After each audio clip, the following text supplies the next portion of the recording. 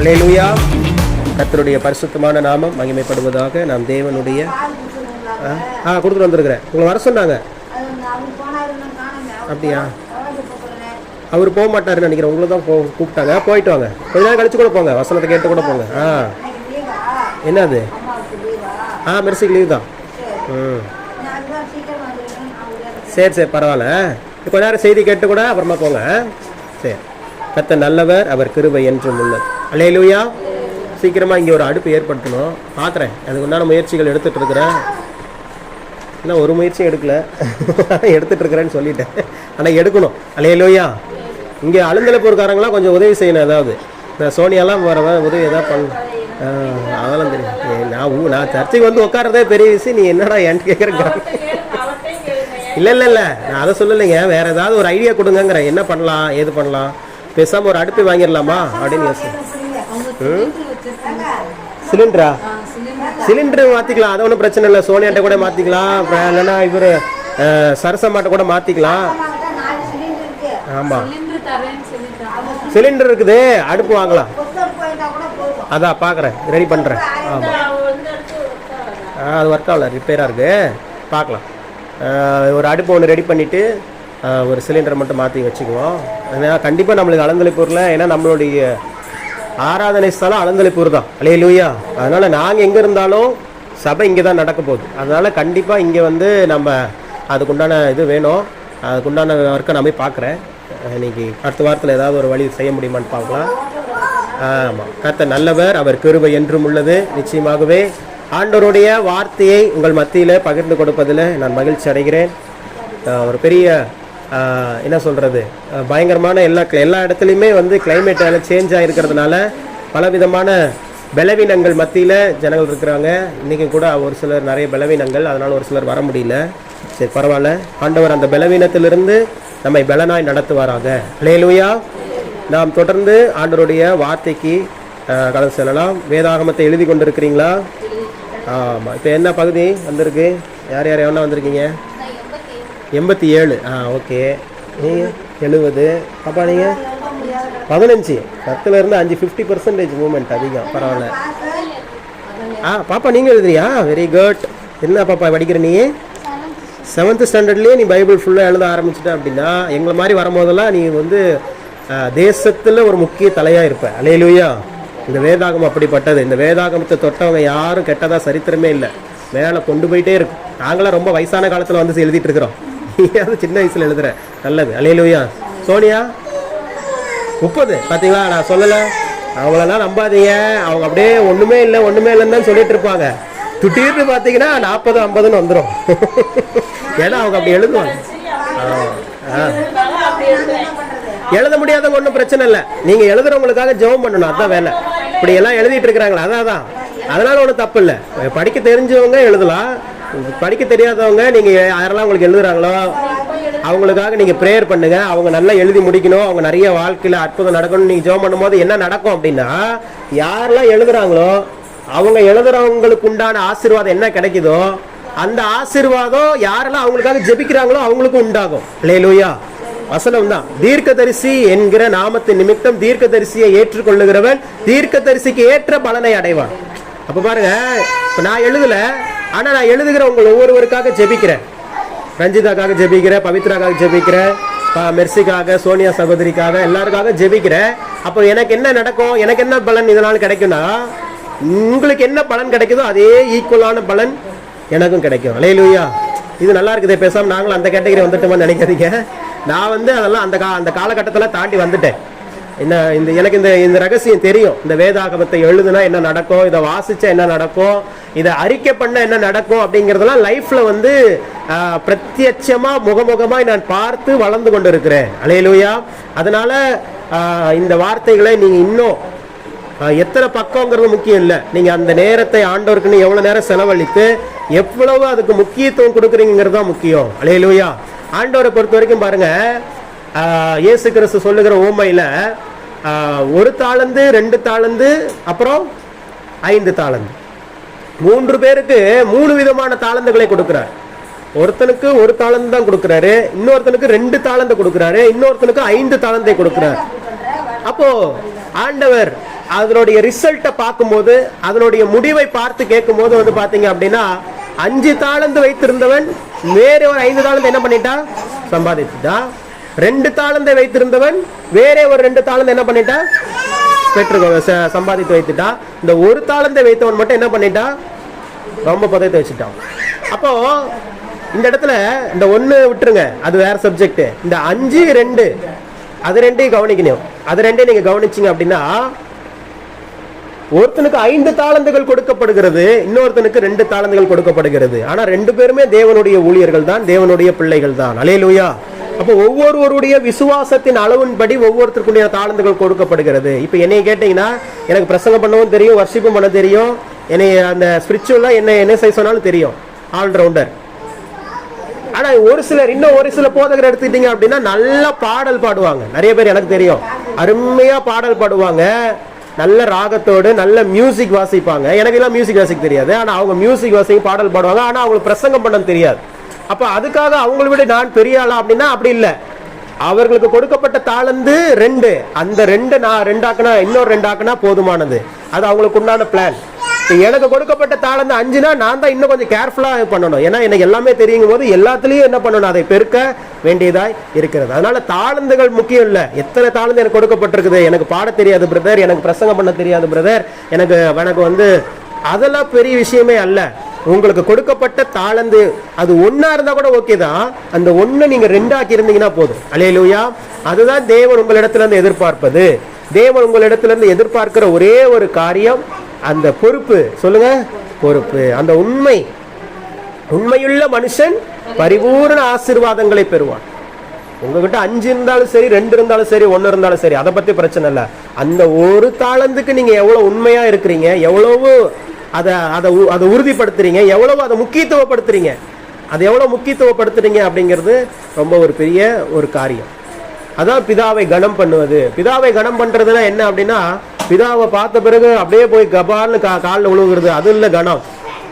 அதல்ல கனம். என்னை கனம் பண்ணுகிறவர்களை நான் கனம் பண்ணுவேன் அப்படிங்கிற அர்த்தத்துக்கு என்ன அடையாளம் அப்படின்னா, எல்லா விதமான நெருக்கடிகள் உண்டு, எல்லா விதமான நெருக்கடிகள் உண்டு. டைம் இல்லை, வீட்டில் பயங்கரமான வேலைகள், ஆனா அதன் மத்தியிலும் தேவனுக்கென்று ஒரு நேரத்தை ஒதுக்குறீங்களே, அதுதான் கனப்படுத்துவது. அல்லேலூயா.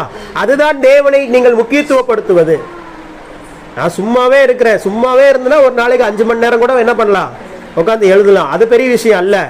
எனக்கு டைமே இல்லை பிரதர் அப்படிங்கும் போது ஒரு 10 நிமிஷம் உட்காந்து எழுதுறீங்க பாத்தீங்களா, அதுதான் தேவனை நீங்கள் கனப்படுத்துவது. அவர்களைத்தான் சொல்லுகிறார், என்னை கனம் பண்ணுகிறவர்களை நான் கனம் பண்ணுவேன். ஆண்டவர் சும்மாலாம் உங்களுக்கு உங்களை டைட் ஷெட்யூல்ல வைக்கல. இந்த பிள்ளைகளை பெற்று எடுத்தவங்களுக்கு தெரியும் பாவம் படுற கஷ்டம். ஆமா, பிள்ளைகளை பெற்று எடுக்கிறதுக்கு முன்னாடி பாத்தீங்கன்னா அந்த சோனியெல்லாம் இப்பயே பார்த்து வச்சுக்கணும். ரோடு ஃப்ரீயா இருக்கும் போதே எவ்வளவு ஸ்பீடா ஓட்ட முடியுமோ ஓட்டி பழகிடணும். அப்புறம் கிரௌட் ஆன பிறகு என்ன ஆகக்கூடாது, வண்டியெல்லாம் நெருக்கடியா இருக்கும் போது நீங்க ஸ்பீடா ஓட்டணும்னு நினைச்சாலும் என்ன பண்ண முடியாது. ஆமா, நான் சொல்ற பாயிண்ட் உங்களுக்கு புரியுதா? அவங்களுக்கு புரியுதான்னு தெரியல. குழந்தை பிறக்கிறதுக்கு முன்னாடி எந்த அளவுக்கு வசனத்தை கேட்கணும், எந்த அளவுக்கு டைம் ஸ்பெண்ட் பண்ணணும் ஆண்டருக்குண்டு நீங்க என்ன பண்ணிக்கணும், யூட்டிலைஸ் பண்ணிக்கணும். அப்புறம் குழந்தை பிறந்த பிறகு நீங்க எதிர்பார்ப்பீங்க, டைம் கிடைக்குமா, கொஞ்ச நேரம் வசனத்தை கேட்கலாமா, கொஞ்ச நேரம் வர்ஷிப் பண்ணலாமா, அப்பதான் வரும் கத்து வந்தா ஒளிஞ்சு பாத்தீங்க தும்மு தம்மு மதுரக்கார அம்மாச்சி அலையில. ஆனா ஒண்ணு தெரிஞ்சுக்கிட்டேன், ஒரு ரகசியத்தை தெரிஞ்சுக்கிட்டேன். ஆண்களை விட பெண்கள் தான் பெண்களுடைய அடிதான் ரொம்ப அதிகமா உரைக்குது பிள்ளைகள். ஆமா, நானே என் பையன் அடிப்பேன், ஜாகின மெர்சியும் அடிக்கும். ஆனா என்னைய என்கிட்ட அடி வாங்குறத விட மெர்சிட்டு தான் ரொம்ப அடி வாங்குவான். என்னுடைய அடியை விட மெர்சியோடைய அடி தான் அவனுக்கு அதிகமா ரொம்ப ஆழமா இருக்கும். அலையிலுங்க. என்ன காரணம், அதெல்லாம் உங்களுக்கு எப்படி பிரதர் தெரியும்? இடையில கொஞ்சம் நானும் வாங்குறேன்ல, அதனால தெரியும் அந்த வலியோடைய இது என்னன்ட்டு. அவங்களுக்கு தெரியாது, அடிக்கிறவங்களுக்கு எப்படி வலிக்குங்கிறது தெரியாது. ஆனா அடி வாங்கின நம்மளுக்கு என்ன தெரியும், தெரியும். அலையிலுயா. சரி, அதுல இதெல்லாம் கடந்து வர வேண்டிய சூழல் தான், இதெல்லாம் கடந்து வர வேண்டிய சூழல். அதான் சொல்றேன். இப்பெல்லாம் நாங்களாம் சோனியா பார்க்கும்போது பாக்கியவதியா பாக்குறோம். பரவாயில்லப்பா, நீயாவது கொஞ்சம் நல்ல வசனத்தை கேட்கலாம், நல்லா வர்ஷிப் பண்ணலாம், எந்த பிரச்சனையும் இல்லை, எந்த தடையும் இல்லை. நான் விட்டுட்டே வந்துட்டேன். இந்த போர்க்களத்தை என்னால ஜெயிக்க முடியாததுனால நான் என்ன பண்ணிட்டேன், நான் யுத்தத்துக்கே வரலப்பா அப்படின்ட்டு ஒரு ஆளை வீட்டுல போட்டு 2 பேர்த்தையும் விட்டுட்டே வந்தாச்சு பாருங்க. அல்லேலூயா. உண்மையாவே அது அந்த காலகட்டங்கிறது, அந்த குழந்தை வளர்ப்பு அப்படிங்கிற அந்த காலகட்டத்துல நம்ம தேவனுக்குள்ள வளருவதுங்கிறது ஒரு பெரிய சேலஞ்ச். அல்லேலூயா. வீட்லயும் தான், நாட் ஓன்லி சர்ச், வீட்லேயுமே சரி, குறிப்பாக சகோதரிமார்களுக்கு இது ஒரு மிகப்பெரிய ஒரு சவால். இது ஒரு மிகப்பெரிய ஒரு சவால். பொறுமை, இந்த பொறுமை உங்களுக்கு எந்த அளவுக்கு இருக்குதுங்கிறது இதில் தான் நமக்கு தெரியும். இதில் எந்த அளவுக்கு பொறுமையாக இருப்போம் அப்படின்னு சொல்லி. இங்கே சர்ச்சுக்குள்ளே வந்தீங்கன்னா என் சத்தம் மட்டும்தான் உங்களுக்கு கேட்கும். ஆனால் எங்கள் வீட்டுக்குள்ளே வந்தீங்கன்னா மெர்சி சத்தம் மட்டும்தான் உங்களுக்கு கேட்கும். என் சத்தம் சுத்தமாக கேட்க பிரதரே இருக்கிறாரா அப்படின்னு நீங்கள் கேட்டால் தான் அதை உள்ளே இருக்கிறாருன்னு சொல்லுவாங்க. அந்த அளவுக்கு சவுண்டு நடந்துகிட்டே இருக்குன்னு சொல்கிறேன். ஏதாவது ஒன்று பேசிகிட்டே இருப்பாங்க. இல்லைன்னா எங்கேயா யாராவது ஜாகினியாவது விசனியாவது ஏதாவது ஒன்று அப்படியே சவுண்டு வந்துட்டே இருக்கும். அல்லேலூயா.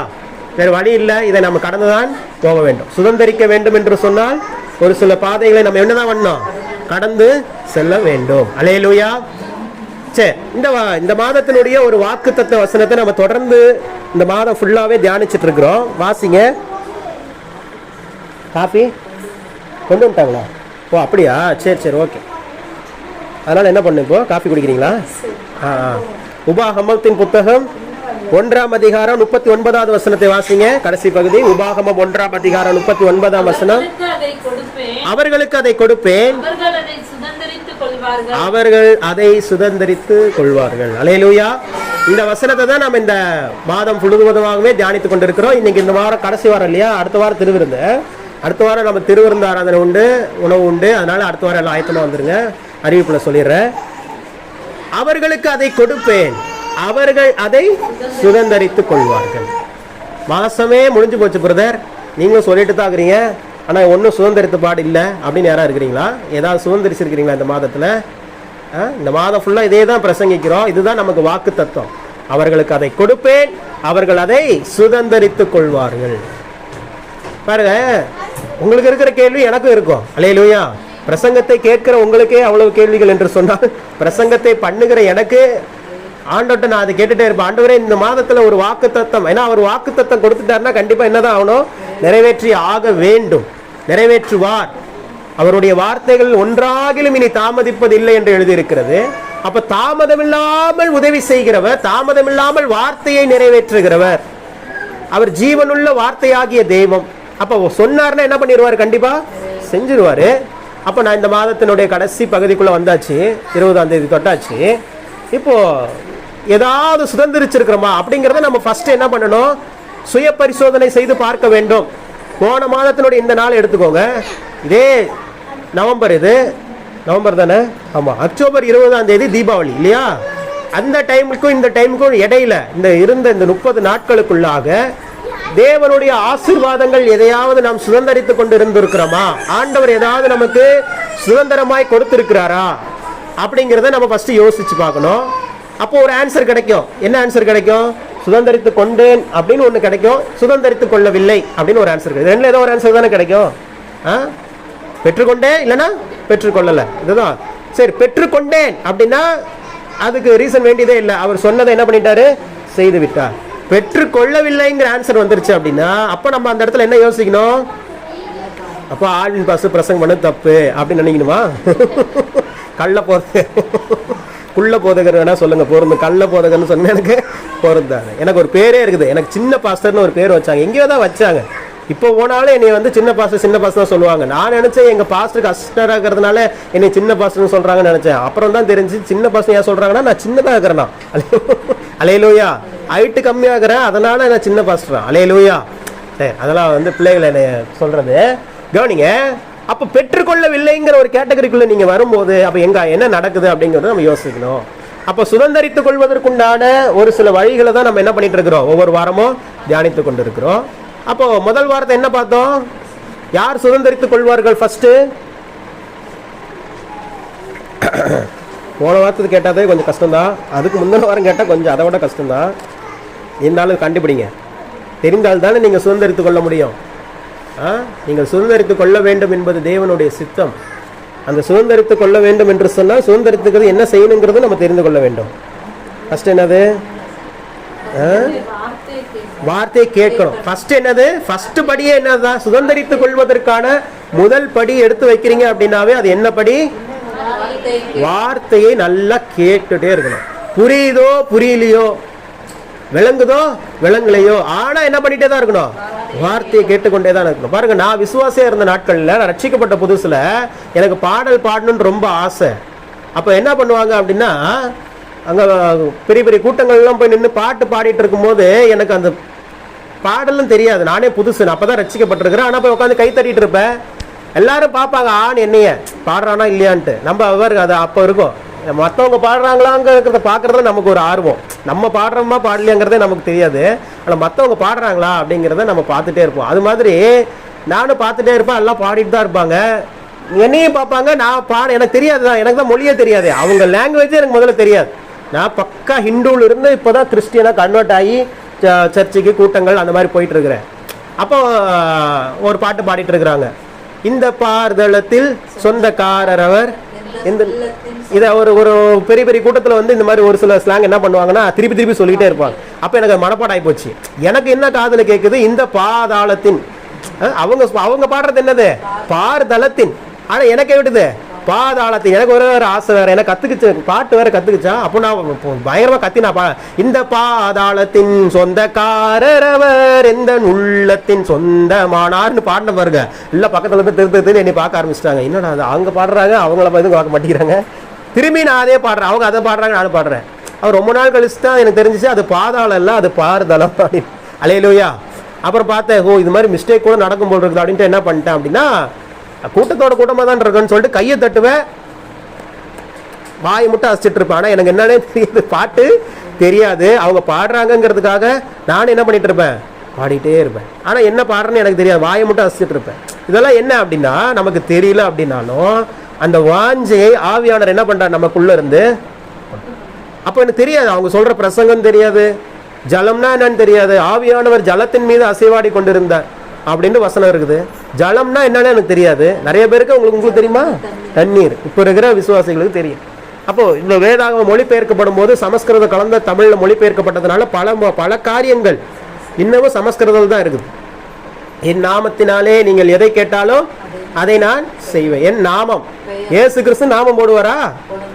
ஆனா அங்க என்ன இருக்குது, நாமம் இருக்குது. நாமம்னா பெயர், பெயருங்கிறதுக்கு சமஸ்கிருதத்துல நாமம்ங்கிற பேரு. அதனால அது என்ன ஆயிடுச்சு. ஆனா இன்னைக்கு வரைக்கும் எந்த வசனத்தை வச்சுதான் பண்றோம், என் நாமத்தினாலே எதை கேட்டாலும். ஆனா திருவிவிலியத்துல ஆர்சி பைபிள்ல அதெல்லாம் மாத்திட்டாங்க, என் பெயராலே அப்படி, என் திருப்பெயராலே தெளிவா போட்டாங்க. அவங்க தமிழை நல்லா மொழிபெயர்த்து போட்டாங்க. ஆனா இன்னைக்கு வரைக்கும் நம்ம கையில வச்சிருக்கிற இந்த பைபிள் வந்து பாத்தீங்கன்னா சமஸ்கிருதம் கலந்த தமிழ்ல தான் இருக்குது.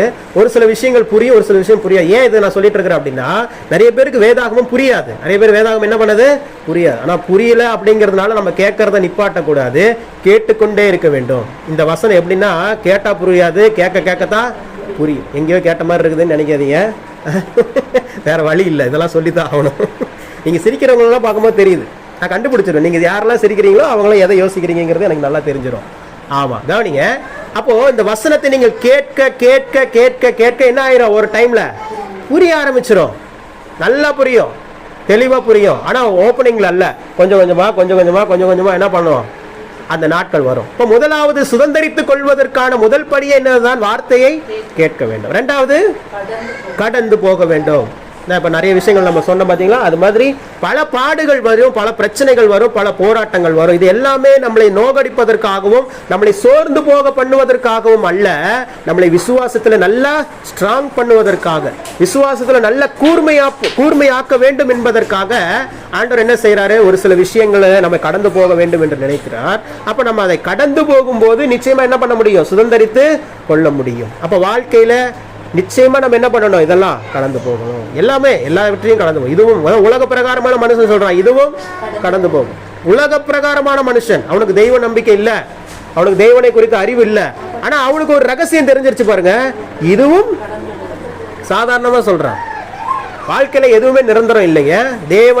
தேவனை தவிர எதுவுமே நிரந்தரம் அல்ல. அப்போ வாழ்க்கையில அழுகை, கஷ்டங்கள், துக்கங்கள் இதுதான் லைஃபா இல்ல, அதுக்கும் ஒரு முடிவை தேவன் வைத்திருக்கிறார். ஆரம்பம் என்று ஒன்று உண்டானால் முடிவு என்று உண்டு, கட்டாயம் உண்டு. ஆரம்பமும் முடிவும் இல்லாத ஒரே ஒரு காரியம், ஒரே ஒரு யாருன்னா ஆண்டவர் மட்டும்தான். அவருக்கு தான் ஆரம்பமும் கிடையாது, அவருக்கு தான் முடிவும் கிடையாது. அவர் அனாதி தேவன் என்று வேதம் சொல்லுகிறது, அல்பா ஒமேகா. அப்போ அவர் ஆதிக்கு முன்னாடி அவர் தான், முடிவுக்கு அப்புறமும் அவர் தான். அவரை நம்ம கணிக்கவே முடியாது. ஆனா இந்த பூமியில சிருஷ்டிக்கப்பட்ட நமக்கும் சரி, இந்த பூமி சிருஷ்டிக்கப்பட்ட இந்த பூமிக்கும் சரி ஒரு முடிவுன்னு ஒண்ணு உண்டு. பகல் ஒரு நாள் எடுத்துக்கோங்க. காலையில் விடியுது அப்படின்னா அப்படியே விடிச்சு காலையிலே இருக்குதா அவ்வளோ 24 மணி நேரமோ? இரவுன்னு ஒன்று வருதா இல்லையா? பாரு. சரி, இரவுன்னு ஒன்று வந்துருச்சு, அப்படியே வாழ்க்கை அப்படியே அந்த நாள் அதுக்கு அப்புறம் அடுத்து ஒரு 48 மணி நேரத்துக்கு இரவாவே இருக்குதா? இல்லை, காலை. இதெல்லாம் எதை நமக்கு குறிக்கிறது? தேவன் எதுவுமே இந்த உலகத்துல நிரந்தரம் இல்லை. இந்த உலகத்துல ஒரு இருள்னு ஒன்று வந்துச்சுன்னா வெளிச்சம்னு ஒன்று வரும், கண்டிப்பா வரும். தோல்வின்னு ஒன்று வந்துச்சுன்னா வெற்றின்னு ஒன்று கண்டிப்பா உண்டு. அவமானம், வெட்கங்கள் என்று ஒன்று உண்டானால் கட்டாயம் வாழ்க்கையில நன்மைகள், கிருபைகள் ஒன்று என்று ஒன்று உண்டு. ஞாயிற்றுக்கிழமை இப்ப மெர்சிக்கு தானாவே லீவு கிடைக்குது. ஒரு காலகட்டம் இருந்துச்சு, ஞாயிற்றுக்கிழமை போராடி லீவு வாங்கணும், இப்ப தானா கிடைக்குது. என்ன காரணம்? நன்மையும் கிருபையும் தொடர ஆரம்பிச்சிருச்சு. அந்த கேட்டகரிக்குள்ள வந்துட்டீங்கன்னா, கர்த்தர் என் மெய்ப்பரா இருக்கிறார், நான் தாழ்ச்சி அடைவதில்லை அப்படிங்கறதுல ஸ்ட்ராங்கா நின்னுட்டீங்க அப்படின்னா, நீங்க போய் ஒரு காரியத்தை தேவனிடத்துல கேட்க வேண்டிய அவசியம் இல்ல. நீங்க எதிர்பார்க்கலனா கூட உங்களுக்கு என்ன தேவையோ அதை தேவன் செய்வார். அல்லேலூயா. அப்படிதான் நன்மையும் கிருபையும் நம்மளை தொடர பண்ணி வைக்கிறது. நம்மளே ஃபாலோ பண்ணிட்டு இருக்க கூடாது. ஒரு காலகட்டம் இருக்குது, நம்ம ஃபர்ஸ்ட் தேவனிடத்துல நன்மையும் கிருபையும் கேட்கிற ஒரு காலகட்டம். ஆனால் இன்னொரு காலகட்டம் வருகிறது, நீங்க கேட்காமலேயே உங்களுக்கு நன்மைகளையும் கிருபைகளையும் கொடுத்து கொண்டே இருப்பார், ஆசீர்வாதத்தை கொடுத்து கொண்டே இருப்பார். அப்போ அவர்களுக்கு அதை கொடுப்பேன், அவர்கள் அதை சுதந்திரித்துக் கொள்வார்கள் அப்படிங்கறது வாக்கு தத்துவம். அந்த வாக்கு தத்துவத்தை பெற்றுக்கொள்ள இப்ப நான் பாத்தீங்கன்னா நானும் அதே தான் யோசிச்சேன். இந்த மாதத்துல ஏதாவது புதிதா தேவ சுதந்திரித்து கொண்டாரா, சுதந்திரிக்க பண்ணினாரா அப்படின்னு சொல்லி நான் யோசிக்கும் போது, சுதந்திரிக்க பண்ணினார். அல்லேலூயா. நேற்று தினத்துல பாருங்க, ஒரு ஒரு சார், அவங்க வந்து கவர்மெண்ட் டீச்சர், இங்கிலீஷ் டீச்சர், அவங்க ஒய்ஃப் வந்து கவர்மெண்ட்ல மேக்ஸ் டீச்சர். அவங்க வந்து பாத்தீங்கன்னா என்னுடைய ட்ரேடிங்கோடைய லேர்னிங் குரூப்ல அவங்க இருக்கிறாங்க. ஒரு 20 நாளாக அவங்க என்ன பண்ணிட்டு இருக்கிறாங்கன்னா என்கிட்ட கற்றுக்கிட்டு இருக்கிறாங்க. நான் ஃப்ரீயாக அவங்களுக்குலாம் சொல்லி கொடுத்துட்டு இருக்கிறேன். அந்த ஒரு குரூப் அதை நடத்தி கொடுத்துட்டு இருக்கிறேன். ஆண்டவர் எனக்கு கற்றுக் கொடுத்த காரியங்களை அவங்களுக்கு கற்றுக் கொடுக்குறேன். அப்போ அதை பார்த்துட்டு இப்போ அவர் என்னை பார்க்கறதுக்கு ஒரே ஆள், சிங்கிள் ஆள் காரோட வந்துட்டார். எங்கேருந்து? திருச்சியிலிருந்து வந்துட்டார். அல்லேலூயா. அப்போ வந்துட்டு சரி சும்மா ஏதோ ஒரு நம்மளை சரி பார்க்கணும்னு நினைச்சிருக்கிறாரு போல் இருக்குது, அதனால வந்திருக்கிறாருன்னு சொல்லிட்டு நேற்று தினத்தில் அவர் அங்கே அரியலூர் வந்துட்டாரு. வீட்டுக்கெல்லாம் கூட்டிகிட்டு போயிட்டு மெர்சிக்கு வேறு நேற்றுன்னு பார்த்து டியூட்டி, பகல் டியூட்டி. மெர்சி அம்மாவும் இல்லை, விஷன் என் கூட தான் இருக்கிறான். அவனை கொண்டு போய் டியூட்டியில் இருக்கிற மெர்சிக்கிட்ட விட்டுட்டு அப்புறம் இவரை கூப்பிட்டு வந்து எல்லாம் பார்த்து பேசிகிட்டு இருந்தோம். ஒரு மணி நேரம் 2 மணி நேரம் நிறைய பேசினோம். பேசி முடித்து கடைசியாக வந்து பார்த்தோம் அப்படின்னா, கடைசியாக அவர் எங்கே லிங்க்ல வராரு அப்படின்னா, பிரதர் நாங்க உங்ககிட்ட இன்வெஸ்ட் பண்றோம், நீங்க பிசினஸ் பண்ணி கொடுங்க அப்படின்னு. நாங்க நினைச்சேன் இதை விட ஏதாவது வேற ஏதாவது கத்துக்கிறதுக்கு தான் வந்து கேட்க வராரோ அப்படின்னு நான் நினைச்சேன். கடைசியில் அவர் அப்படியே இது எப்படி மாறி போச்சு அப்படின்னா, ஒரு பெரிய சுதந்திரத்தை நான் சுதந்திரித்துக் கொள்வதற்கு தேவனே அவரை அழைத்து வர வச்சுட்டார். நான் யாரையும் தேடி போல. நல்லா கவனிக்கணும். அல்லேலூயா. ஏற்கனவே வெள்ளிக்கிழமை நீ பார்க்க வரேன்ட்டாரு. வெள்ளிக்கிழமை ட்ரேடிங் இருந்ததுனால வர வேண்டாம் சார், நான் சனி ஞாயிறுல தான் ஃப்ரீயா இருப்பேன், நான் சொல்றேன். அப்ப கூட நான் வர சொல்லல, அவளை நான் சொல்றேன், நான் சொன்ன பிறகு நீங்க வாங்க அப்படின்னு சொல்லிட்டேன். ஆனால் பாருங்க, அந்த நன்மையும் கிருபையும் எவ்வளவு வேகமா நம்மளை பின்தொடர்றதுன்னு பாருங்களேன். ஒரு மனுஷன் பணம் கொடுக்கறதுக்கு, பணம் வாங்குறதுக்கு இல்ல, நல்லா நம்ம பணம் வாங்குறதுக்குன்னா எவ்வளவு தூரம் வேணாலும் டிராவல் பண்ணி போகலாம். ஆனா இங்க பணம் கொடுப்பதற்கு நமக்காக காத்திருந்து அவர் கொண்டு வந்த காரை பார்த்த, டஸ்டர், பெரிய காரு, நல்ல ஒரு லக்ஸரியஸான கார், திருச்சியிலிருந்து மனுஷன் ஓட்டிக்கிட்டே வந்திருக்கிறாரு அரியலூர்ல என்னையே பார்க்கறதுக்குன்னு சொல்லி. அப்ப தேவன் என்னை எந்த ஸ்தானத்துல வைத்திருக்கிறார் அப்படிங்கறத முதல்ல நான் தெரிஞ்சேன். அவட்டே சொன்னேன், சார் நீங்க நேர்ல வந்து பாக்குற அளவுக்குலாம் பெரிய ஒர்த்தெல்லாம் நான் இல்லை சார் அப்படின்னு. இல்லை சார், நீங்க ஒர்த்து தான். நீங்க உங்களுக்கு உண்டான நாலேஜ் நீங்க ஃபர்ஸ்ட் எல்லாத்துக்கும் ஃப்ரீயா கொடுக்கணும்னு நினைச்சீங்களா, அந்த இடத்துல நீங்க பெரிய ஆள் ஆயிட்டீங்க அப்படின்னார். அல்லேலூயா. அப்போ பாக்குறேன், அப்போ யோசிச்சு பாக்குறேன். அப்ப இந்த மாதத்துல ஆண்டவர் சொன்னாரே, அவர்களுக்கு அதை கொடுப்பேன், அவர்கள் அதை சுதந்திரித்துக் கொள்வார்கள். அந்த வசனம் தான், அந்த வசனத்தினுடைய நிறைவேறுதல் தான் இது. போன மாதம் 20ஆம் தேதி இவர் யாருன்னு எனக்கு தெரியாது. அதான் சொல்றேன், சடனாக தேவன் செய்வார். இப்ப கடைசியில அவர் பேசுறது, எனக்கு தெரிஞ்ச நாலேஜ், அவருடைய அனுபவங்கள் எல்லாம் சொல்லி சொல்லி சொல்லி சொல்லி சொல்லி பார்த்தா, அவர் 2027 ஜான்வரியில நம்ம என்ன செய்ய போறோங்கிறது இப்பயே சொல்லிட்டார். அந்த பிளான் நான் கொடுத்த அந்த கான்ஃபிடென்ட்ல அவர் அடுத்து இப்படிலாம் செய்யலாம் பிரதர் அப்படின்னு சொல்லிட்டாரு. 5 lakhs இன்வெஸ்ட்மெண்ட் ஃபண்ட் ரெடி பண்ணிட்டாரு, அக்கௌண்ட் ஓபன் பண்ணிட்டாரு. புதன்கிழமையில இருந்து அவருடைய அக்கௌண்ட் நான் ட்ரேட் பண்ண போறேன். அல்லேலூயா. இமிடியேட்டா ஒரு 5 லட்சம் கையில காசெல்லாம் தர மாட்டாங்க, அவங்க அக்கௌண்ட்ல இருக்கும். நம்ம வந்து ஜாப் ஒர்க் மாதிரி ட்ரேட் பண்ணி கொடுக்கணும். அதுல வர்ற ப்ராஃபிட்ல அப்போ நான் கால்குலேட் பண்ணி பார்த்தேன். நேற்று நைட் அதை கால்குலேட் பண்ணி பார்த்தேன். சரி, ஆண்டவர் சுதந்திரிக்கு பண்ணியிருக்கிறார். என்ன சுதந்திரிக்கு பண்ணியிருக்கிறார் அப்படின்னா, இப்போ மாதமானா இனி ஒரு 13,200 ரூபாய் என்ன ஆகும், அவர் மூலமா எனக்கு ப்ராஃபிட் வரும். No investment. அல்லேலூயா. இதுதான் ஸ்டாண்டர்ட் இன்கம். நான் சொல்றது 1 மாதம் இல்ல, இனி ரெகுலரா என்ன ஆகிட்டே இருக்கும். அந்த 13 நான் ஒரு போராட்டத்தை வந்து வெளியே வந்துட்டேன். வேலைக்கு போகணும்னு போன வாரம் தான் உங்ககிட்ட சொன்னேன். OLXல போய் அது வேற பாக்குறாங்க. ப்ரேயர் பண்ணீங்களா? ஸ்தோத்திரம். பார்த்தீங்களா எவ்வளவு தீவிரமா ஆண்டவர் செய்யறாரு பாருங்க. என்னதான் இங்க விசுவாசத்துல நின்று பிரசங்கம் பண்ணிட்டு போனாலும் வீட்டுக்கு போய் OLXல கேஷியர் ஜாப் வேகன்சி பார்க்காம ஒன்றும் வரமாட்டேங்குது. 2 பேர்ட்ட போன் அடிச்சு வேலை இருக்குதான்னு கேட்காம வேற வழி இல்லை. அப்படிப்பட்ட ஒரு நெருக்கடியில் இருக்கிறோம். என்ன ஆண்டவரே பண்றது அப்படின்னு ஒரு பதட்டம்லாம் கிடையாது. எப்பவுமே விசுவாசத்துல வந்து பதட்டம் இருக்காது. ஆனா மனசுல ஓடிட்டே இருக்கும். அதுக்கான முயற்சி எடுத்துட்டே இருப்போம். பாஸ்போர்ட்லாம் ரெடி பண்ண சோனியாட்லாம் கேட்டு திரும்பி வெளிநாட்டுக்காவது போய் சேருவோம். கொஞ்ச நாள் ஊழியத்தை மெர்சி பார்த்துக்கிட்டோம் அப்படின்னு சொல்லிட்டு இப்படி யோசிச்சுட்டு இருக்கும் போது ஆண்டவர் அங்கிருந்து ஒரு தேவ தூதரை போல ஒரு மனிதனை அனுப்பி இப்ப கொடுத்தது இப்போ பிளான் பண்ணிருக்கிறது 5 lakhs. அவர் சொன்ன அந்த January 27 50 lakhs. அல்லேலூயா. அதெல்லாம் அமைஞ்சிருச்சுன்னா அவ்வளவுதான். அதோட அதுக்கப்புறம் வேற எந்த வருமே இல்லை. இப்போ 10 மடங்கு பார்த்துங்க. இப்போ 13,200னா அப்போ அதோட 10 மடங்குக்கு அப்போ அடுத்த ஒரு வருஷம் ஒரே வருஷம் தான் டார்கெட்டு. ஒரே வருஷத்துல எவ்வளோ பெரிய ஒரு சிம்பிளான ஒரு விஷயத்த ஆண்டவர் எவ்வளோ பெரிய ஒரு விஷயமா நம்மளுக்கு செய்து கொடுக்குறாரு பாருங்களேன். இந்த காலத்தில் யார் அப்படி வந்து நம்மளை நம்பி கொடுக்க முடியும்? செஞ்சிருவீங்களா? நம்ம செஞ்சிருவோமா? இன்னொருத்தரை நம்பி நாங்கள் செய்கிறோங்க. நாங்கள் பணத்தை பற்றி நீங்கள் என்ன பண்ணாதீங்க. நம்ம கவலைப்படுறதே எதுக்கு தான்? அவர் என்ன சொல்லிட்டு போனாரு, பணத்தை பற்றி நீங்கள் கவலைப்படாதீங்க பிரதர். நாங்கள் எல்லாருமே டீச்சர்ஸ் அசோசியேஷனில் இருக்கிறோம். அவரும் டீச்சர் அசோசியேஷனில் வைஸ் பிரசிடென்ட்டா. சும்மாவே டீச்சருங்களுக்கு 60,000 70,000 சம்பளம். சும்மா விடுவாங்களா? பேங்க்காரங்க லோனை கொடுப்பாங்க. அவங்களுக்கு என்னன்னா பணம் இருக்குது, அந்த பணத்தை பெருக்குவதற்கான வழி தெரியவில்லை. நமக்கு என்னன்னா பணம் இல்லை, ஆனால் பணத்தை பெருக்குவதற்கான வழி தெரியும். ஆண்டவர் 2 ஒன்று சேர்க்கிறாரா? எப்படி சேர்க்கிறாரு பாருங்க. உனக்கு என்ன தேவை? பணம். அவருக்கு என்ன தேவை? பணத்தை பெருக்குவதற்கான வழி ஓன்ட்டு இருக்குது, பணம் அவர்கிட்ட இருக்குது. 2 பேரும் ஒன்று சேர்ந்துருங்க, சேர்த்து வச்சுட்டேன். அல்லேலூயா. அதான் தேவன் ஒரு வார்த்தையை சொன்னால் அதை செய்வார். எப்படி செய்வாரு தெரியும். நான் சொன்னேனே, போன மாசம் 20ஆம் தேதி அந்த பிரதர் பேர் கூட எனக்கு தெரியாது. அவர் பேர் கோபி, அவங்க ஒய்ஃப் பேர் கயல். அவங்க ஒய்ஃப் அதை விட ரொம்ப பாசமா ரொம்ப அன்பா பேசுவாங்க. சார் மெசேஜ் அனுப்பலாம் எடுத்து காமிக்கிறேன் பாருங்க. அவ்வளோ. அப்போ நான் யோசிக்கிறேன், எப்படி நம்ம அந்த அளவுக்கு ஒன்றும் டேலண்ட்லாம் இல்லையே. ஆனால் ஏன் நம்மளை குறித்து ஒரு பெரிய பிம்பத்தை தேவன் புறஜாதி ஜனங்கள் மத்தியில் ஏற்படுத்துகிறார்? வசனத்தினுடைய நிறைவேறுதல். மோசேக்கு ஆண்டவர் சொன்னார், உன்னை குறித்த பயங்கரம் யார்கிட்ட? எகிப்தியர்கிட்ட உண்டாக்க வேண்டாரு. உண்டாக்குறாரு பாருங்க. ஆனால் யோசை என்ன அவ்வளோ பெரிய பயங்கரமானாலா? பைந்தாங்கோழி சொல்ல போனா. அல்லேலூயா. நான் நீ போப்பாங்கிறாரு, நானும் போக மாட்டேன் பார்வன்ட்ட அப்படிங்கிறாரு. ஆனா அப்படிப்பட்ட பைந்தாங்கோழியா இருக்கிறவனை அந்த எகிப்து தேசத்திற்கே பயங்கரமானவனா மாத்திட்டாரு. வார்த்தை தாங்க. அந்த வார்த்தையை விசுவாசிச்சிட்டீங்க அப்படின்னா வாழ்க்கை மாறாம இருக்கவே இருக்க. நான் லைவா உங்களுக்கு டெமான்ஸ்ட்ரேஷனோட காமிக்கிறேன். சுதந்திரிப்பாய்னு சொன்னாரு, கொடுப்பேன்னு சொன்னாரு. 20ஆம் தேதி நேரத்துலேருந்து டைப் ஆயிடுச்சு, அக்ரிமெண்ட் சைன் ஆயிடுச்சு. அல்லேலூயா. முடிந்தது என்று நினைக்கும் பொழுது அங்கதான் ஒரு தொடக்கம். இதுல இன்னும் ஒரு பெரிய விஷயம், என்னுடைய பழைய ஹிஸ்டரி எதுவும் அவருக்கு தெரியாது. பழைய ஹிஸ்டரி தெரிஞ்சிச்சுன்னா அவ்வளவுதான், அது வேற கதையா மாறிடும். ஆனா ஹிஸ்டரியே தெரியாத ஒருத்தரை கூப்பிட்டு வந்து ஒன்று சேர்த்து ஒரு புதிய தொடக்கத்தை தேவன் தருகிறார் என்று சொன்னால் அதுதான் அவருடைய உண்மை. அவருடைய உண்மைங்கிறதுலாம் சாதாரணமான விஷயமே கிடையாது. சொன்னால் செய்வார். நம்ம அதை நான் சொல்றேன் இல்லையா? அப்ப அவரு சுதந்திரித்துக் கொள்ளணும்னா என்னென்னலாம் கடந்து வரணும்? போன வாரம் பார்த்த கர்த்தருக்கு காத்திருக்கிறவர்களோ பூமியை சுதந்திரித்துக் கொள்வார்கள். இந்த அந்த கேட்டகரியில நீங்க இருக்கிறீங்களாங்கிறத மட்டும் செக் பண்ணிக்கோங்க. அவ்வளவுதான். கடந்து போறீங்களா? ஆமாங்க, கடந்து போயிட்டு தான் இருக்கிறோம். வாழ்க்கையில பல பிரச்சனைகள் வருது, பல நெருக்கடிகள் வருது. அதன் மத்தியில விசுவாசத்தை காத்துக் கொள்ளுகிறேன். அப்ப டிக் பண்ணிக்கிங்க. வார்த்தையை கேட்குறீங்களா? ஆமாங்க, எனக்கு புரியுதோ புரியலையோ, ஆனா கண்டிப்பா ஒரு நாளைக்கு 1 மணி நேரம் தேவனுடைய வார்த்தையை கேட்கிறேன். டிக் பண்ணிக்கோங்க. அப்புறம் கர்த்தருக்கு காத்திருக்கிறீங்களா? அது சொல்ல வேண்டியதே இல்லை, டபுள் கிளிக். வருஷம் ஃபுல்லா தேவனுக்காக, தேவனுடைய கிரியைகளுக்காக, தேவனுடைய அற்புதங்களுக்காக. அப்ப நீங்க டிக்கு மட்டும் பார்த்துட்டா போதும். இந்த டிக்கு மட்டும் கரெக்டா இருந்துச்சுன்னா நடக்க வேண்டியது நடக்கும்.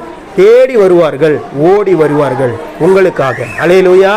நிச்சயமா. நானே மிரண்டு யோசிச்சு பார்த்தேன். தான் சொன்னேன், 20ஆம் தேதி ஆயிடுச்சு சுதந்திரத்துக் கொள்வேன்னு சொன்னீங்க, ஆனா ஒன்னும் சுதந்திரத்துக் கொண்ட மாதிரி தெரியல அப்படின்னு யோசிக்கிறதுக்கு முன்னாடியே இதுதான் அது, நான் சுதந்திரத்துக் கொள்வேன்னு சொன்னதை சுதந்திரத்துக் கொள்ள பண்ணிட்டேன். அவ்வளவுதான்.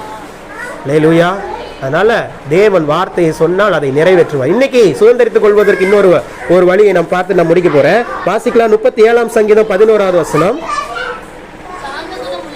சாந்த குணம் உள்ளவர்கள் பூமியை சுதந்தரித்து மிகுந்த சமாதானத்தினால் மன மகிழ்ச்சியாய் இருப்பார்கள். அல்லேலூயா. அடுத்து நம்ம பார்த்துக்கிட்டே வருகிற இது கடைசி பிரசங்கமா இருக்கும் இந்த சுதந்திரித்துக் கொள்வதற்குண்டான காரியத்துல. ஏன்னா அடுத்த வாரம் நம்மளுக்கு திருவிருந்து, அடுத்த புது வாக்குத்தத்தத்தை தேவன் தருவார். பாருங்க, இந்த வாக்குத்தத்தம் நிறைவேறும் போது தான் எக்ஸைட்மெண்ட் உண்டாகும். புதுசா அடுத்த மாசம் வாக்குத்தத்தம் என்னங்கிறது இப்பவே ஒரு ஆசையா இருக்குது இல்லையா? அல்லேலூயா. அப்போ தேவன் சாந்த குணமுள்ளவர்களை பூமியை சுதந்திரித்துக் கொள்ளும்படி செய்கிறார். சாந்தம், சாந்தம் அப்படின்னா என்ன? சாந்தம்ங்கிற என்ன நினைக்கிறீங்க? பொறுமை. பொறுமைனா அங்க ஒரு பிரசங்கம் வேற போயிட்டே இருக்குது, நம்ம சீக்கிரமா முடிச்சிருவோம். சாந்த அமைதி, சாந்தம் அமைதி. சாரி, சாந்தம்னா என்னென்ன சொல்லியிருக்கீங்க? பொறுமை, அமைதி. அப்புறம் அமைதியா இருந்துட்டா அது சாந்தமா? பொறுமையா இருந்துட்டா அது சாந்தமா? வேற சாந்தமா இருக்கிறதுனா நாங்க இது ரொம்ப சாந்தமானவருங்க. ஒரு என்னமா? பிரச்சனையிலேயே அமைதியா இருக்கிறவங்க. அமைதியா இருக்க முடியல, பிரச்சனையிலேயே அமைதியா இருக்கிறவங்க சாந்தமான. ஓரளவுக்கு கொஞ்சம் பக்கமா வந்துட்டாங்க. பொறுமை, அமைதி, இது எல்லாமே கரெக்டு தான். இதனுடைய உச்சக்கட்டம் தான் சாந்தம். அல்லேலூயா. பொறுமையா இருக்கிறீங்கன்னா 2 அடி நீ அடிக்கிறீங்கன்னா அப்படியே அமைதியா இருக்கிறனா அதுக்கு பேர் என்னது? பொறுமை. 20 அடி அடித்தாலும் அமைதியா இருக்கிறனா அதுக்கு பேர் என்னது? சாந்தம். அவ்வளவுதான். உண்மையினுடைய உச்சக்கட்டம் தான் உத்தமம். நான் ஏற்கனவே ஒரு தடவை சொல்லியிருக்கிறேன், உண்மைக்கு உத்தமத்துக்கு என்ன வித்தியாசம் அப்படின்னு கேட்டிருக்கிறேன். ஏன்னா உத்தமர்களுக்கோ கர்த்தர், உத்தமனுக்கு கர்த்தர் துணை. அப்ப உண்மைக்கும் உத்தமத்துக்கும் ஒரு வித்தியாசம் இருக்கிறது. உண்மைங்கிறது நார்மல் லெவல், உத்தமங்கிறது அட்வான்ஸ்டு லெவல். அதே போல பொறுமை என்பது, அமைதி என்பது நார்மல் லெவல். அதனுடைய அட்வான்ஸ்டு லெவல்னா என்னது? சாந்தம். இந்த சாந்தம்ங்கிறது ரொம்ப ரொம்ப ரொம்ப ரொம்ப முக்கியமாய் நமக்கு தேவைப்படுகிறதா இருக்கிறது.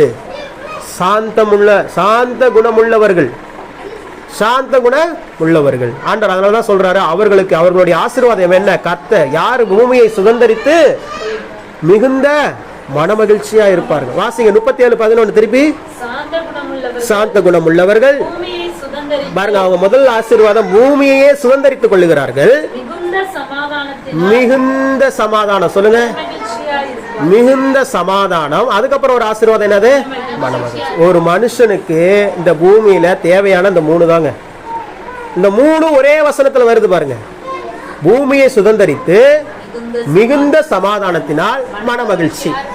பாருங்க, இந்த 3ல ஏதாவது ஒண்ணு இல்லாம தான் ரொம்ப வருத்தமா இருக்கும். ஒரு சிலருக்கு மனசு ரொம்ப சமாதானமா இருக்கும், ஆனா மகிழ்ச்சி இருக்காது. லைஃப் ஃபுல்லா ஒரு சிலருக்கு மகிழ்ச்சி இருக்கும், பணம் இருக்கும், வசதிகள் இருக்கும், சொத்துக்கள் இருக்கும், ஆனா என்ன இருக்காது? சமாதானம் இருக்காது.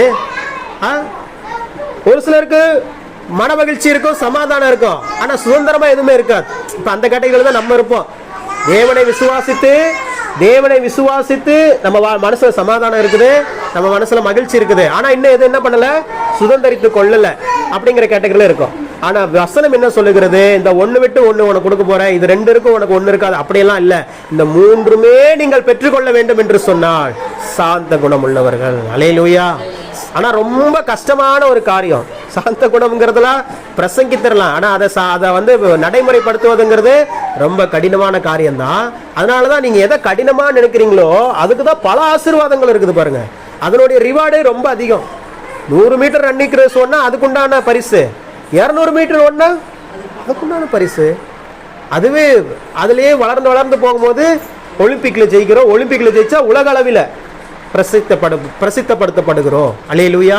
அப்போ தேவனுடைய பிள்ளைகள் சாந்த குணம் உள்ளவர்களா இருக்கணும். பிரச்சனைகளின் மத்தியில, போராட்டத்தின் மத்தியில. இது எங்க நீங்க ஃபர்ஸ்ட் பிராக்டிஸ் பண்ணலாம் அப்படின்னா உங்க ஃபேமிலியில தான். கணவனிடத்துல நீங்க எந்த அளவுக்கு சாந்தமா இருக்கிறீங்க, பிள்ளைகளிடத்துல எந்த அளவுக்கு சாந்தமா இருக்கிறீங்க, தாய் தகப்பன் நமக்கு ஒரு ஆலோசனை கொடுக்கும்போது அவங்க இடத்துல எந்த அளவுக்கு நீங்க சாந்தமா இருக்கிறீங்கிறது ரொம்ப முக்கியம். சாந்த குணம் உள்ளவர்கள், சாந்த குணம் உள்ளவர்கள் அப்படின்னே வேதம் சொல்லுகிறது. நமக்கு பேரே கொடுக்கிறது, சாந்த குணம் உள்ளவர்கள். நிறைய சாந்தத்தை குறித்து நிறைய சொல்லலாம், வருகிற நாட்கள் நேரம் கிடைக்கும் போது உங்களுக்கு சொல்றேன். ஆனா நம்ம நிறைய வசனத்துல கண்டுகொள்ளாமல் விட்ட ஒரு வார்த்தை இதுதான். சாந்தம்ங்கிறத நம்ம யாராவது தியானிச்சு பார்த்துருக்கிறோமா? பொறுமை பார்த்துருப்போம், ஆசீர்வாதம், ஐஸ்வர்யம், செல்வம், சுகம், ஆரோக்கியம் நிறைய தியானிச்சிருக்கிறோம். ஆனா சாந்தம்ங்கிறது தான் முக்கியமே, சோர்ஸே அதுதான். மற்றதெல்லாம் ரிசோர்ஸ். கரண்ட் இருந்தாதான் ஃபேன் ஓடும், லைட் ஓடும், எல்லாமே ஒர்க் ஆகும். நம்ம என்ன பண்ணிட்டு இருக்கிறோம்? பல்பை பத்தி பிரசங்கம் பண்றோம், ஃபேனை பத்தி பிரசங்கம் பண்றோம், ஒயரை பத்தி பிரசங்கம் பண்றோம். இதுக்கெல்லாம் காரணமா இருக்கிற கரண்ட் பத்தி பிரசங்கம் பண்ணல. அந்த கரண்ட் தான் சாந்தம். அல்லேலூயா. அது கரெக்டா இருந்துச்சுன்னா இதெல்லாம் என்ன ஆயிரும்? ஆட்டோமேட்டிக்கா ஒர்க் ஆக வேண்டியது கரெக்டா ஒர்க் ஆயிரும். சாந்த குணம் உள்ளவர்கள், சாந்த குணம். பாருங்க, பைபிள்ல ஒருத்தர் குறித்து, அவரை குறித்து சாந்த குணம் உள்ளவனே சொல்லப்பட்டது. யாருன்னு கரெக்டா சொல்லுங்க பாப்போம். மோசே. அல்லேலூயா. மோசே. மோசேயை குறித்து ஒவ்வொருத்தரை குறித்து ஆண்டு ஒவ்வொருத்தர் சொல்றாரு. தாவீதை குறித்து இவன் என் இருதயத்துக்கு ஏற்றவன் அப்படின்னு ஒரு பேரை கொடுக்கிறாரு. அதே மாதிரி மோசேக்கு ஒரு பேரை கொடுத்தாரு. பூமி எங்கிலும் வசனம் வாசிங்க. என்னாகமத்தின் புத்தகம் 12ஆம் அதிகாரம் 3வது வசனம். என்னாகமம் 12:3. மோசேயானவன் பூமியில் உள்ள சகல மனிதரிலும் மிகுந்த சாந்த குணம் உள்ளவனாய் இருந்தான். பாருங்க, சாதாரணமான சாந்தம்லாம் இல்ல, மிகுந்த சாந்த குணம் உள்ளவனாய் இருந்தான். ஆக்சுவலா உண்மையா பாத்தீங்க அப்படின்னா அவன் சாந்த குணம் உள்ளவன் அல்ல, அவன் சாந்த குணம் உள்ளவனாக மாற்றப்பட்டிருக்கிறான். அவனுடைய நேச்சர் என்ன? அவன் பயங்கரமான கோபக்காரன். மோசேயோடைய இது பிலிம் மூவி பார்த்தீங்கன்னா உங்களுக்கு தெரியும். இங்க வேதத்திலையும் காமிக்கிற. அப்போ ஒரு மனிதன் அவன் பிறந்ததிலிருந்தே சாந்தமானவன்லாம் கிடையாது. அவன் சாட்சி பெறுகிறான். அவன் தான் பூமியில் இருக்கிற சகல ஜனங்களிலும் மிகுந்த சாந்த குணம் உள்ளவனா இருந்தான்னு சொல்லி தேவனிடத்திலிருந்தே ஒருவன் சாட்சி பெறுகிறான். என்ன நடந்துச்சு? ஃபர்ஸ்ட் மோசேனுடைய நேச்சர் என்னன்னு நீங்க தெரிஞ்சுக்கணும் அப்படின்னா யாத்திராகமத்தின் புத்தகம் 2ஆம் அதிகாரத்தை திருப்பிக்கோங்க. யாத்திராகமம் 2:11-12 வாசிங்க. 10-11-12 வாசிங்க. இதுதான் அவனுடைய உண்மையான நேச்சர். மோசேயினுடைய உண்மையான கேரக்டர் என்னங்கறத நீங்க இதுல வாசிக்கலாம். வாசிங்க. அந்த பிள்ளை தான் மோசே. பிள்ளை பெரிதான போது அவள் பார்வோனுடைய குமாரத்தினிடத்தில் கொண்டு போய் விட்டாள். அவளுக்கு அவன் குமாரனானான். அவள் அவனை ஜலத்தினின்று எடுத்தேன் என்று சொல்லி அவனுக்கு மோசே என்று பெயரிட்டாள். மோசே பெரியவனான காலத்தில், பாருங்க, மோசே பெரியவனான காலத்தில் அவன் தன் சகோதரரிடத்தில் போய் அவர்கள் சுமை சுமக்கிறதை பார்த்து தன் சகோதரராகிய ஒரு எகிப்தியன் அடிக்கிறதை கண்டு அங்குமிங்கும் பார்த்து ஒருவரும் இல்லை என்று அறிந்து எகிப்தியனை வெட்டி அவனை மணலிலே புதைத்து போட்டார். போதும், கவனிங்க. இந்த இடத்துல மோசே அவனுடைய ஓப்பனிங்கே எப்படிதான் இருக்குது? அவன் ஒரு கொலைகாரனா இருக்கிறான். பாருங்க, அவன் எப்படி பிறக்கிறான், என்ன எப்படி வளர்க்கப்படுகிறாங்கிறத ஸ்டார்டிங்ல கொண்டு வரும்போது மோசேயானவன் பெரியவனான காலத்திலேன்னு அவனுக்கு பைபிள் அவனுக்கு ஒரு இன்ட்ரோடக்ஷன் கொடுக்கும் போதே எப்படிதான் கொடுக்குது? அவன் என்ன பண்ணிட்டானா? எபிரேன யாருங்க கொலை பண்ணுவா? சாந்த குணம் உள்ளவனா கொலை பண்ணுவான். அப்படியே ஆப்போசிட், சாந்த குணத்துக்கு ஆப்போசிட் என்னன்னு நீங்க சொல்லுங்க பாப்போம். கோபம், மிருக குணம். இன்னும் கொஞ்சம் சொல்லுங்க. மூர்க்கம். இன்னும் ஷார்ட்டா சொல்றேன், முன்கோபம். என்னது? Short temper. முன்கோபத்துக்கு அப்படியே ஆப்போசிட் தான் என்னது? சாந்தம். அப்போ பயங்கரமான முற்கோபி. இங்க நம்மளும் நிறைய பேர் இருக்கிறோம். ஒரு சின்ன விஷயத்த சொல்லிட்டோம்னா போதும், அப்படியே மூக்கு மேல என்ன வந்துடும்? கோபம் வந்துருப்பாங்களே, அதுதான் முன்கோபம். பயங்கரமான ஷார்ட் டெம்பர் இந்த மோசே. சின்ன சின்ன விஷயத்துல கோவப்பட்டுருவான். பாருங்க, அதனாலதான் பாக்குறான். அவன் பெரிய ஒரு அரண்மனையில பிள்ளைதான். ஆனா பாக்குறான் தன்னுடைய சகோதரனாகிய, தன்னுடைய அந்த இனத்தானாகிய அந்த எபிரேயனை, சரி, அந்த இஸ்ரவேலனை ஒருத்தனை அடிச்சு துன்புறுத்தினான்னு தெரிஞ்சோடனே அவன் என்னதான் பண்ணான்? அடிச்சு துன்புறுத்தினா. ஆனா இவன் என்ன பண்ணிட்டான்? கொலையா போட்டான். பாருங்க, அப்ப இவனா சாந்த குணம் உள்ளவன்? ஆனா வேதம் என்ன சொல்லுது? பூமியில் உள்ள சகல ஜனங்களுக்குள்ளும் மோசேயானவன். இப்ப எனக்கு ஒரு கேள்வி, எந்த வசனத்தை நம்புறது? அவன் கொலை செஞ்சான் முன்கோபத்துல அப்படிங்கிற அந்த வசனமும் பைபிள்ல தான் இருக்குது. இப்போ என்னாகமத்துல இல்ல, இவன் தான் பூமியில் இருக்கிற எல்லாரோட சாந்த குணம் உள்ளவன். இந்த 2 வசனத்துல ஏதாவது ஒண்ணு பொய்யா இருக்கணுமா? ரெண்டுமே உண்மையா இருக்குமா? அது எப்படிங்க? ஆள்வின் நல்லவன், ஆள்வின் கெட்டவன், 2 ஆன்சர் கொடுத்துட்டா நீங்க ஏதாவது ஒண்ணு தானே டிக் பண்ண முடியும்.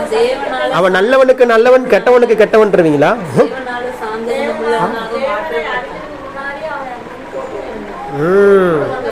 ரெண்டுத்துக்கு இடையில ஒரு சம்பவம் நடந்துருச்சு. என்ன சம்பவம்?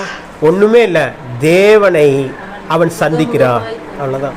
இது எதுக்கு சொல்றேன் அப்படின்னா, சாந்த குணம் என்பது ஒரு பெரிய ஆசீர்வாதத்தை கொடுக்கக்கூடிய ஒரு குணம்.